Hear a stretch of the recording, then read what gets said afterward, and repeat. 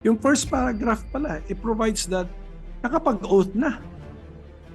Nakapag-oath na ang member. So if that is now the dividing line, we have crossed the line. So Senate na po ito as a court.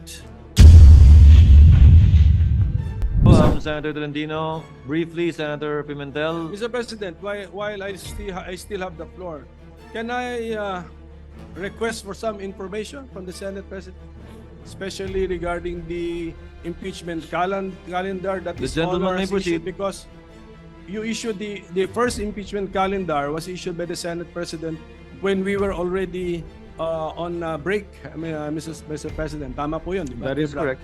So, Mr. President, may we know when His Honor issued the first legislative calendar, impeachment calendar, which fixed June 2 as the time for receiving the House prosecutors, may we know the basis of the authority of the Senate President when he issued the first impeachment calendar, Mr. President?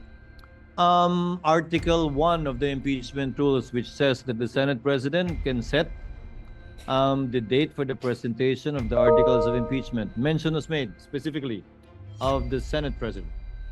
And also we were on recess. So the Senate President at that time, Your Honor, issued a suggested calendar of activities. I was very clear when I stated that. Subject to plenary approval when we resume, because you were already on recess at that time. The second notice sent by this representation was made also while we were on recess. And I also stated that it was subject to plenary approval and or reversal, as the case may be, given the load that we need to take up after the LEDAC meeting.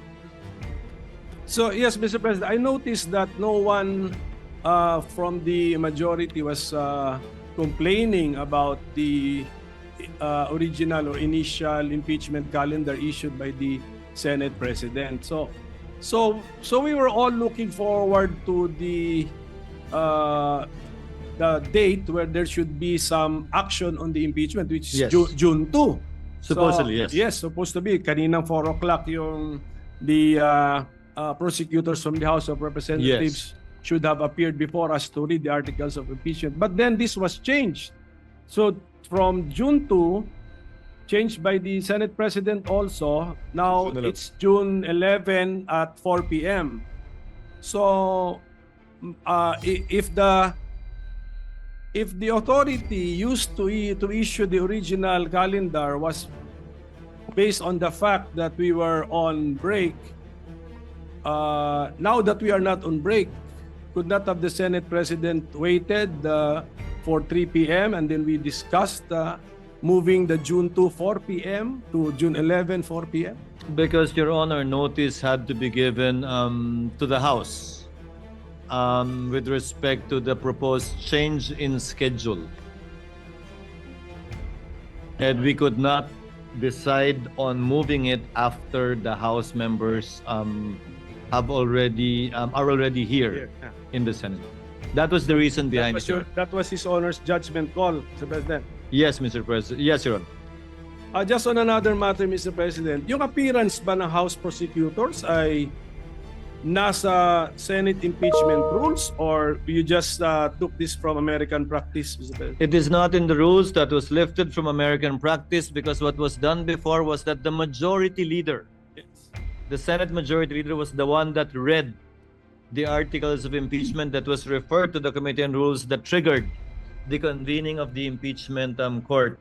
When we researched on it, we thought it was more proper, given that we should have no part in it, in the impeachment trial, in the prosecution of the impeachment case, that the prosecutors should themselves read the articles of impeachment, as is the practice in the United States, where we lifted most of our impeachment rules.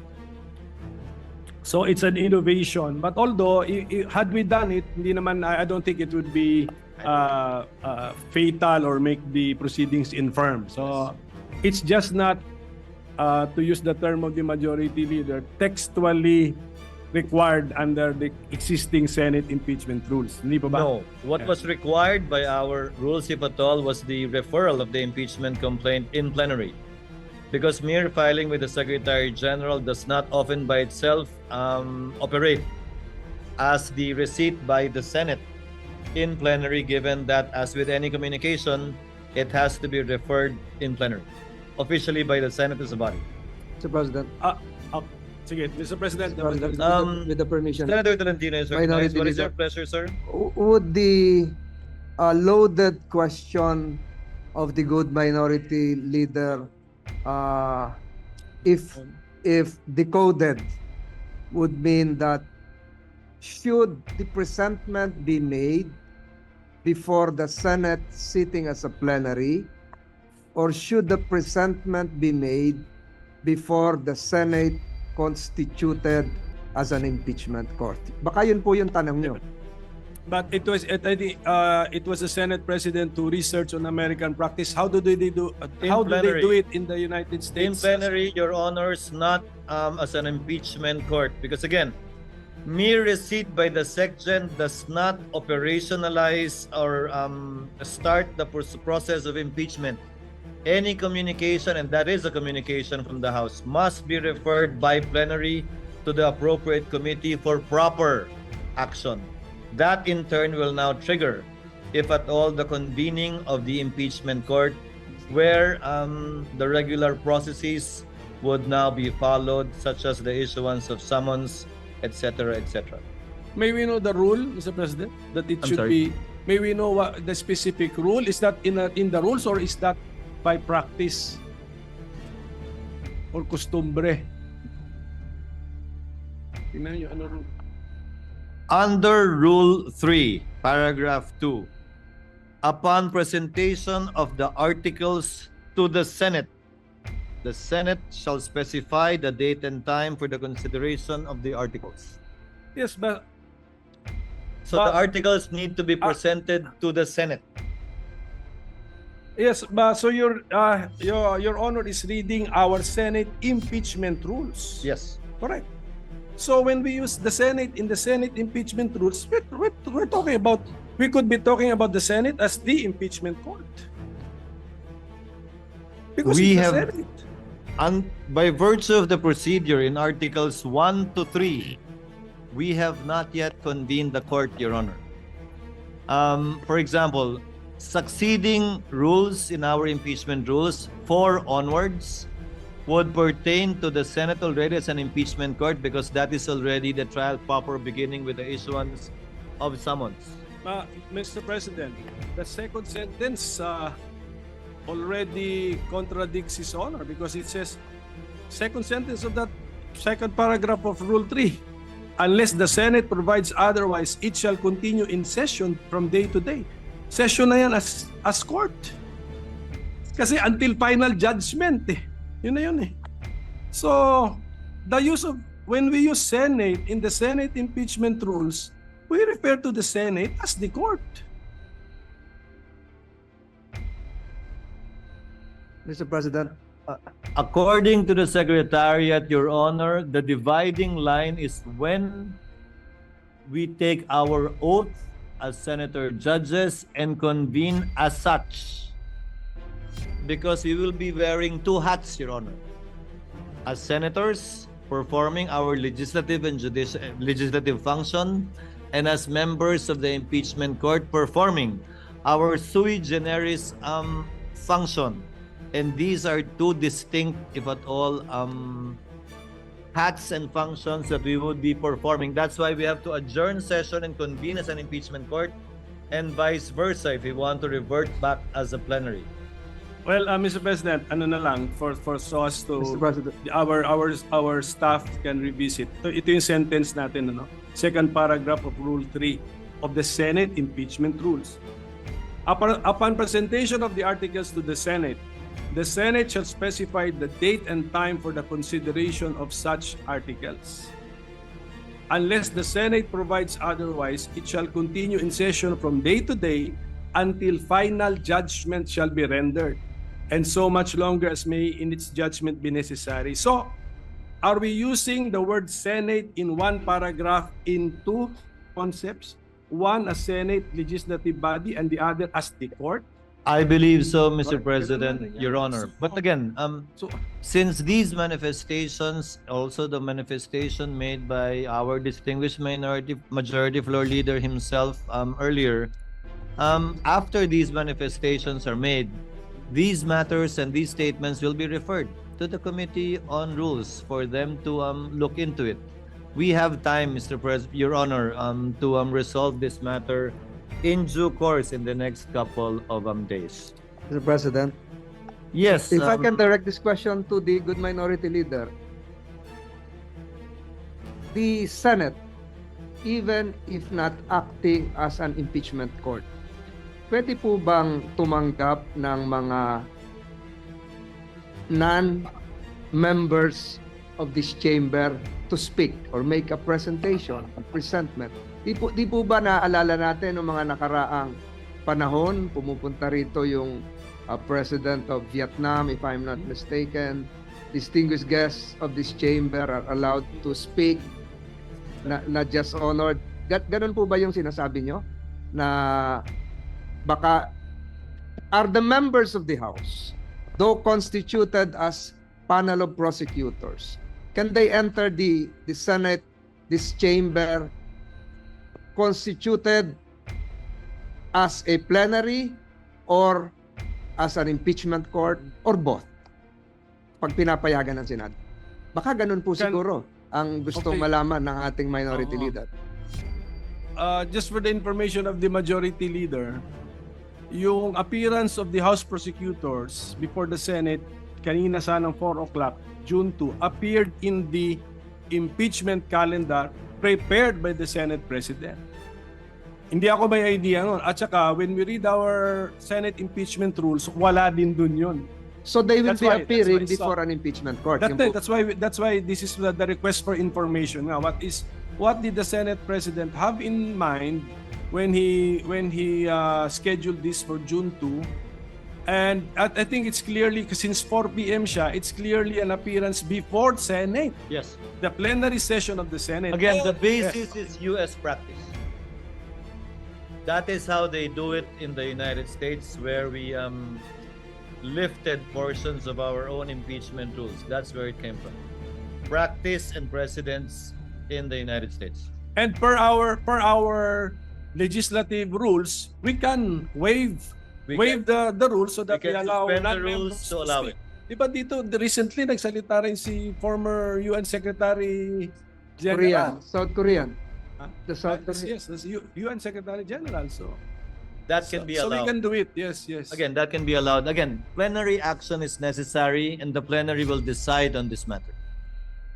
So just a few more requests for information, Mr. President. So, Mr. President, His Honor, around 4 days ago, sent notice that the June 2, 4 p.m. appearance of the panel of prosecutors will be moved to June 11, 4 p.m. Yes. So, okay. Now, what is now the calendar that His Honor has in mind? Kasi dati meron kang June 2, 4 p.m. appearance, then June 3 morning, we convene the Senate as an impeachment court.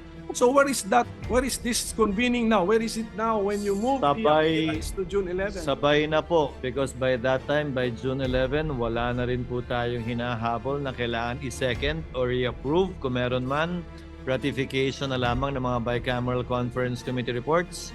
And we will be doing both at the same time. If at all, the reading of the articles of impeachment, the referral to the Committee on Rules, the convening of the impeachment court, if at all again, the oath of the senator judges, if at all again, all that we can do as an impeachment court would be to issue summons, Yes. Oh, requiring the respondent to answer within 10 days. but were we sent notices na ganun ang mangyayari? I'm sorry? Were the senators sent notices or informed that after the appearance of the House panel of prosecutors, there's a possibility that we will convene as a para ready kami. Wala pa. Wala pa nga po. Kaya Wala malapit pa. na po yung June 11. Wala pa naman talaga eh. Kasi nung pinadala yung notice na yun, it was addressed, if you notice, it was addressed to the House that they will be presenting the articles of impeachment on that date.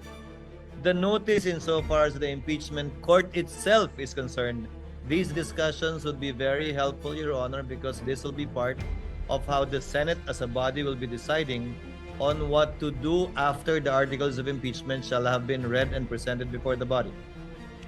Yes, but Mr. President, nung in-issue kasi ninyo yung impeachment calendar last February, at least you were that detailed na sinabi nyo na po yung convening of the impeachment court. Ngayon sana po, nung dinifer si June to appearance, sana pati po yung convening as an impeachment court, nasabi na rin when that is para may idea. Well, thank you for the opportunity to clarify. Since that is our last day, this representation has no intentions of actually convening the court, if at all, on another date other than the 11th, unless the Senate as an impeachment court provides otherwise.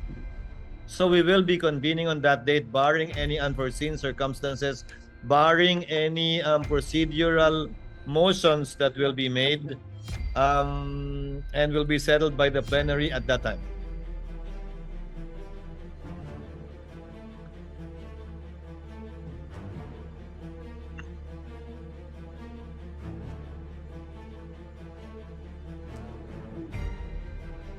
Well, Mr. President, it was just, ito lang for the consumption of our staff and secretariat. It was just pointed out to me that the rule that we mentioned earlier, second paragraph of Rule 3, yung first paragraph pala, it provides that nakapag-oath na. Nakapag-oath na ang member. So if that is now the dividing line, we have crossed the line. So, Senate na po ito as a court. So tingnan na lang po muli, Mr. President. Mr. President, Your Honor, the first paragraph refers to consideration of the articles of impeachment. The second paragraph, we were not part of the Senate that wrote these rules. The first paragraph, it mentions the word consideration. The second paragraph mentions the word presentation. In terms of time, presentation should come first before consideration, although as it appears in our rules, consideration was mentioned first in the first paragraph and before presentation in the second paragraph. But in terms of order, Your Honor, presentation should logically come first before consideration of the articles of impeachment. And then there is nothing to consider unless presented. And then in the next breath, it talks about the trial na. Yes, again, we had no part in writing these rules. Okay, I so would not yes, want to critique it as well because during those times, perhaps, this was apt and sufficient. So, okay, so Mr. President, maybe now, kasi ang media nagtatatanong sa akin, may pinapa-speculate pa ako na, just for the record, what is now the reason that His Honor has taken the initiative to reset the June 2, 2025, 4 p.m. appearance of the panel of prosecutors before the Senate plenary to June 11, 4 p.m. What's in the the main letter reason? addressed to Speaker Martin, copy furnished to all of the senators as well as Vice President Sara Duterte. Given the meeting we had at LEDAC with His Honor's presence, several bills needed to be approved and taken up before we finally finish and wind up the 19th Congress. Meaning to say, some bills need to be approved on second reading within the week today, so that we can do third reading next week. Some bills have to be approved on third reading today and within this week, so that bicameral conference committees can finalize and iron out the disagreeing provisions between the Senate and House versions, so that we would still have time next week to either ratify these bicameral conference committee reports or still do third reading in compliance with the constitutional requirement of 3 readings on 3 separate days, at least 3 days after it's approved on second reading. So, sige, last question na lang, Mr. President. Per our rules or practice, how would we now react to the receipt of the articles of impeachment last February 5, 2025? How should the Senate, as a legislative body in plenary session, react to that receipt?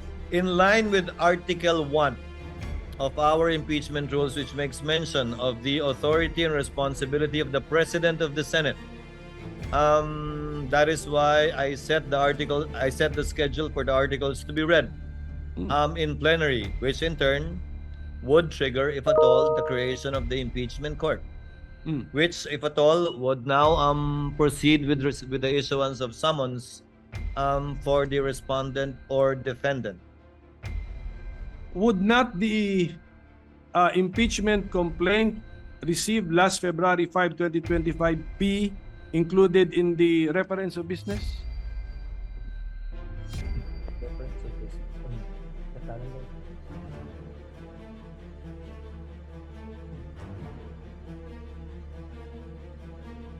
Ano ito? Ito ba ay? Ito ba in person?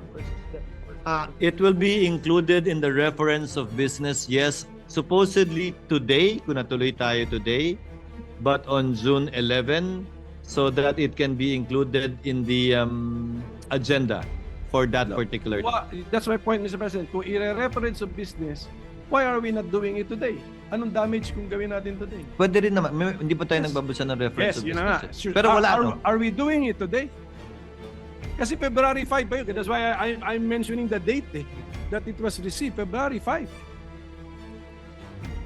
So, can we include it in the reference of business today? Kasi parang mas normal Mas normal yun Kung We na-receive will look yung- into it, Your Honor. I tend to agree with this Honor's position. It's We just will no- take it up with the Secretary. It's just normal, Mr. Yes, President. yes, yes. We received last February 5, we're reporting out today. Okay?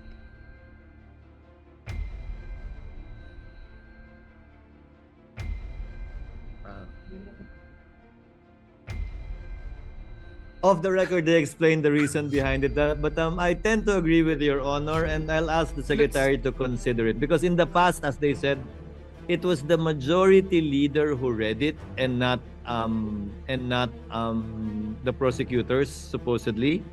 So it was included in the reference of business, referred to the Rules Committee, and the majority leader was the one who reported it out, quote unquote. But now, given that it's the prosecutors that will read the articles of impeachment, again, following U.S. practice and precedent, the Secretary thought it best that it'll be included in the agenda on that day because there is no referral to the Committee on Rules. But again, we will look into it and we will take the suggestion of the gentleman in light of the points he raised in connection with that. Because I believe there should have been also a letter accompanying the impeachment complaint. There must have been a cover letter from the House. So, parang ganon. So we can... Only by the section, not by the Speaker nor any member of the House. Yes. But is a letter from the SecGen also a communication from the House? It was a covering letter only. So I think this is just an opinion. I tend to agree, Your Honor. It's more natural that we report out if something happened last February 5, late evening of late in the session on February 5. Something happened, we report it out.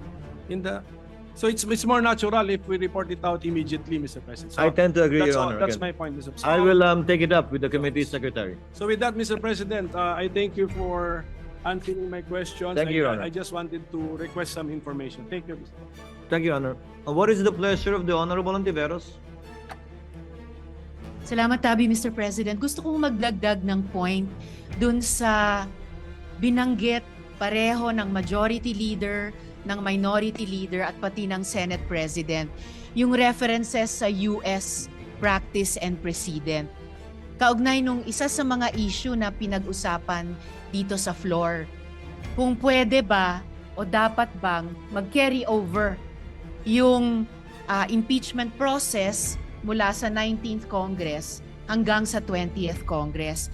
And I would just like to put this on the record, Mr. President. Galing po ito sa isang piyesa authored ni UP Professor Paulo Tamase, nag-appear po sa June 2025 issue ng Philippine Law Journal. Sabi po dito, Emerging Issues in Impeachment, page 19 dun sa journal, allowing impeachment to cross over Congresses is consistent with American practice. Following the practice of the United Kingdom, Thomas Jefferson's Manual of Parliamentary Practice states that an, quote, impeachment is not discontinued by the dissolution of Parliament, but may be resumed by the new Parliament, close quote. The US Congress na binanggit ng Majority Leader, ng Minority Leader at ng Senate President, the US Congress has observed this for over 200 years, from the 1803 impeachment of Judge John Pickering to that of Judge Porteus in 2009. In Congress, impeachment proceedings are not discontinued by a recess. The following impeachment proceedings extended from one Congress to the next. 5 halimbawa, Mr. President, sa article na ito. Babangkitin ko lang yung pang-apat kasi yun pamilyar sa ating mga Pilipino. 4. The impeachment of President Clinton was presented to the Senate after the Senate had adjourned sine die. After, Mr. President, the Senate had adjourned sine die for the 105th Congress, and the Senate conducted the trial in the 106th Congress, Mr. President. So, for the record lamang po, dahil very, very pertinent sa binanggit ng Majority Leader, ng Minority Leader, at pati ng Senate President na following US practice and precedent. And with one very recent concrete example po dun sa impeachment ni US President Clinton. So I hope that we can consider this in our own decision-making, Mr. President, even after the rescheduled presentation by the House prosecutors to the Senate as an impeachment court on 11th June. Salamat tabi, Mr. Duly President. noted and entered into the records. Majority Floor Leader. Just to reiterate again, yung nabanggit ko po kanina nga, magkaiba yung sa Philippine Senate at US Senate kasi ang naiiwan sa US Senate tuwing mag-ieleksyon ay 67 senators, enough to constitute a quorum out of 100 senators and enough to convict or acquit. Sa atin po, 12 lang. Not enough to have a quorum of 13, more so a number of 16 to convict or acquit. But be that as it may, Mr. President, we have all the discussions done, and I think this would really be part not just of the discussions that whatever case would be elevated to the Supreme Court would eventually be decided in the near term. Mr. President, I seek a minute suspension, Mr. President. Session is suspended.